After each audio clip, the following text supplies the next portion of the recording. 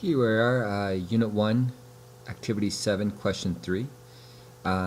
Notice we skipped Question 2. It gave some directions on the calculator, and I went ahead and did that. I added a new slide.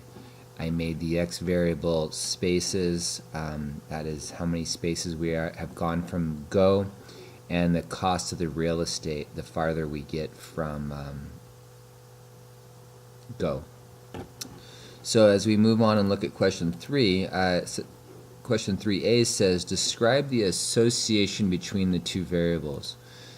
So what's being asked here is that as the spaces goes up, in other words, as we get farther away from the first go space on the Monopoly board, and if you're confused at what I'm talking about, we might basically we come up here and here's go, and as we move along this board, in travel, the prices get more expensive, is essentially what's happening here. And I don't know if we can look at any other boards. Looks like here's one too. You can kind of see the go. So as you go in that direction and circle around and come back here, the spaces away from go increase and the prices increase.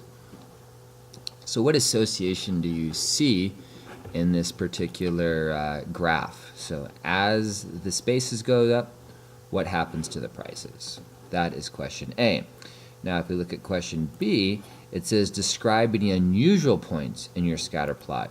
And so I'm going to go ahead and just leave this up here and let you take a look at unusual points and what you think they mean. So what are they on the Monopoly board? Like, for example, what are these points out here that don't really seem to follow the trend? So again, go to a Monopoly board and you might notice at about 5 or 6 spaces, at about 26 spaces, and at about 35 spaces, what's happening that the prices of the real estate don't follow that trend?